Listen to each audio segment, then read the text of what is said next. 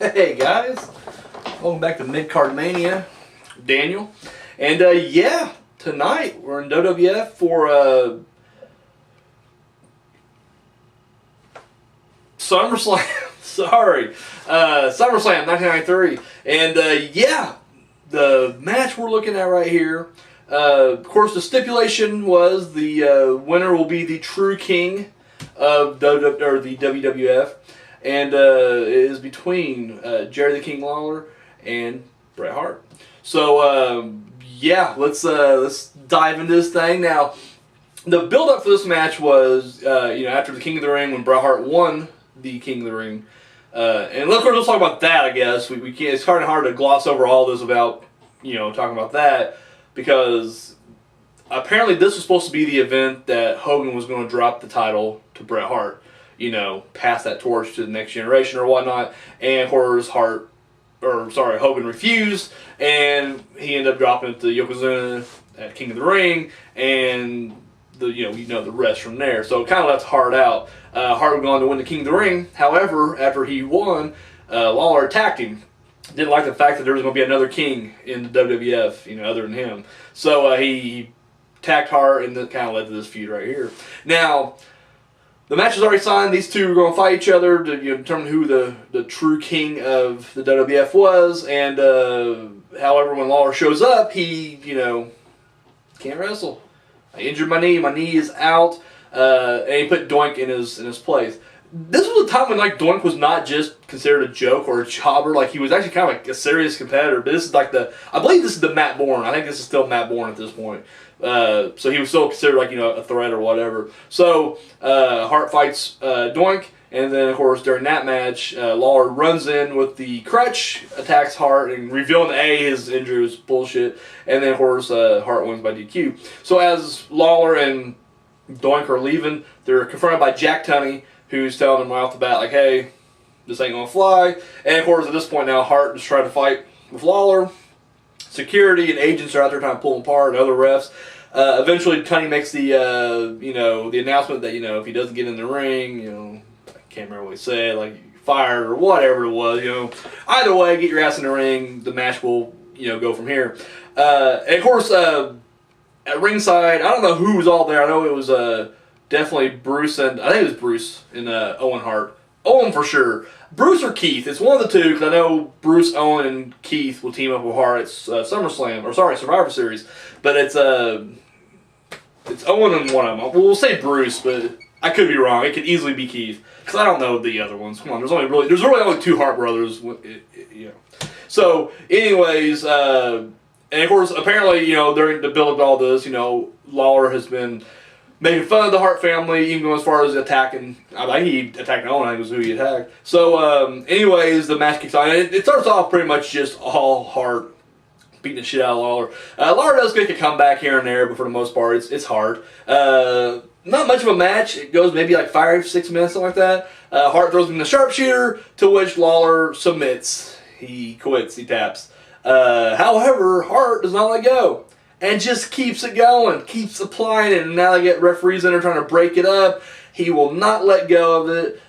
In fact, after it's all set, and of course at this point now the Hart brothers are inside the ring as well, but they're not even trying to talk him out of it. They're just like, nah, go ahead, fuck him, Lawler. Which I like, because it's I don't care if you're a good guy or not, principles. You gotta stand by him. So Lawler's an excruciating pain. They finally get Hart to break the hold, and then of course it's announced that due to Hart using excessive force and not breaking the hold when he was told to, the decision has been reversed, and Jerry Lawler is actually the winner, which really pissed Hart off even more. So yeah, and that was the match right there.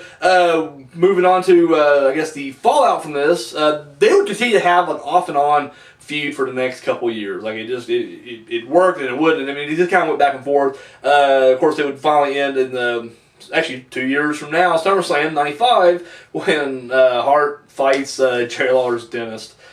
I don't care. That's a ridiculous storyline right there. It's just, at what point? Then you bring that back. You know what? If they bring that back, I'd probably forgive them. If I don't know, that could be Roman Reigns' next big opponent. He's fighting somebody. They can just call up somebody from NXT. I don't even care who. The next feud Roman Reigns has, The guy, the heel he's fighting, has to be a heel. It wouldn't really work as well if it's a face. The heel he's fighting, I don't care who it is, just like, fuck this, I'm gonna get my dentist.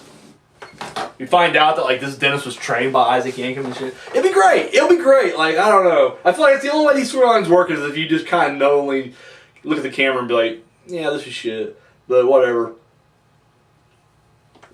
So, yeah, that was this match right here. I enjoyed it. I mean, once again, not much of a match. Like I said, it was pretty much just a one-side ass whooping for the most part. Of course, you got to remember, Bret did, I mean, what made it look more believable to me, because, I mean, I didn't watch Lawler in the 70s and 80s, like, at all. Like, to me, the only time I really ever saw Lawler was as the commentator and part-time wrestler in WWF. Like, so it was very, like, I just never took him quite seriously. And I don't mean that in a disrespectful tone. I was a kid. Like, this is being presented to me. This is how I took it. Was like, dude, he's not a real wrestler. Like, he's clearly old. He looks like he's out of shape, even though I know the guy could probably work circles around my ass. I'm just saying, from a kid's perspective, from that 8-year-old boy who saw Jerry Lawler show up, it was just like, this guy's old, fat, and commentates. Like, he's not even a full-time wrestler. I didn't really know full-time, part-time difference back when I was a kid, but I got the concept in my head. So to me, it just seemed like he should always get stomped. Like, no matter what match he's in, and they always portrayed him that way. Like, he's just weak.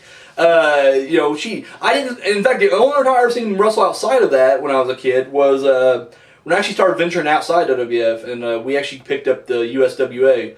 Saturday or Sunday morning, I can't remember. But either way, and he'd be over there, but he's like the hero over there. And it was really confusing. I was like, well, really? Like, this guy's such a dick in WWF, but in WA, he's like the top guy.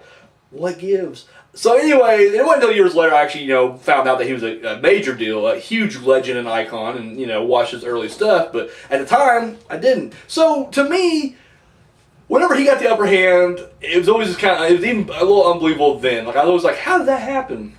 And usually the turn would happen, via, chicanery. He would cheat or something like that. But here it did make sense because Hart just had a match, a rather long match with Doink, and he has a second match on top of that. So whenever the few times that Lawler gets the upper hand here, it doesn't seem as far-fetched to me. I was like, yeah, I'm buying it. I love the ending. I want to say this may be the first time. When I was a kid, I saw like a decision reversed like this. Like, I don't remember. I'm trying, and maybe I did.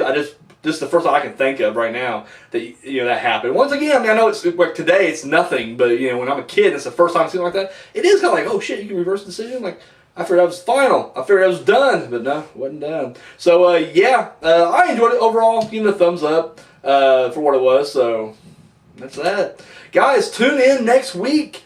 We keep the train rolling. Oh fuck, we're going back to WCW though.